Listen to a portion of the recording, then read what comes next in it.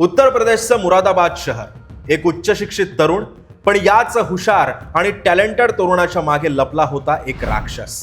मी राक्षस का म्हणतो याचा तुम्हाला अंदाज आत्ता येणार नाही, कारण या तरुणानं आपल्या सख्ख्या बहिणीची निर्घृणपणे हत्या केली. त्याचं झालं असं की हार्दिक नावाच्या तरुणानं आपली जुळी बहीण असलेल्या हिमशिखाची हत्या केली. पण त्यानं हे कृत्य का केलं हे सुद्धा मी तुम्हाला सांगणार आहे, त्यामुळे हा व्हिडिओ शेवटपर्यंत बघा.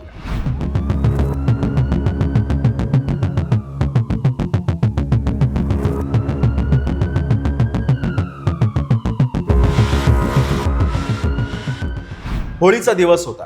तो आपल्या घरच्यांना सरप्राईज देण्यासाठी घरी आला आणि आपल्या बहिणीवरती त्यानं धारदार शस्त्रानं जवळपास 40 पेक्षा जास्त वार केले.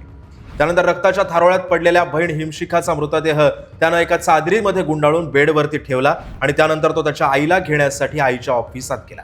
तिथं त्यानं चल आई, तुला एक सरप्राईज द्यायचं आहे. आईच्या चेहऱ्यावरचा आनंद गगनात मावेनासा झाला आणि त्यानंतर त्यानं आईला पिक केलं आणि त्यानंतर तो घरी आला. जेव्हा बेडवरची चादर त्यानं हटवली तेव्हा रक्ताच्या थारोळ्यात पडलेल्या हिमशिखाला पाहून आईच्या पायाखालची जमीनच सरकली. आईनं हे दृश्य बघताच हंबरडा फोडला आणि सगळीकडे आरडाओरड सुरू केली. त्यावेळी आईचं तोंड दाबण्यासाठी आईवर सुद्धा त्यानं धारदार शस्त्रानं वार केले आणि त्यानंतर शेजारच्यांनी आईला तात्काळ रुग्णालयात दाखल केलं आणि हार्दिकला पोलिसांच्या ताब्यात दिलं. पण हे कृत्य हार्दिकनं काय केलं असाही प्रश्न तुम्हाला पडला असेल.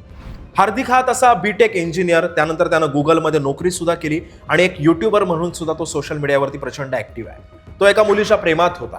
त्याच्या प्रेमाला त्याच्या घरच्यांचा विरोध होता. गेल्या 7 महिन्यांपूर्वी त्याचं ब्रेकअप झालं आणि त्यानंतर तो मानसिकदृष्ट्या खचला आणि अस्थिर झाला आणि रागीट बनला.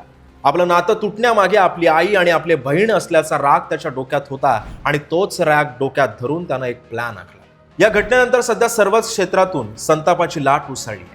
एखाद्याचा राग हा किती विकोपाला जातो याचं हे तंतोतंत उदाहरण आहे.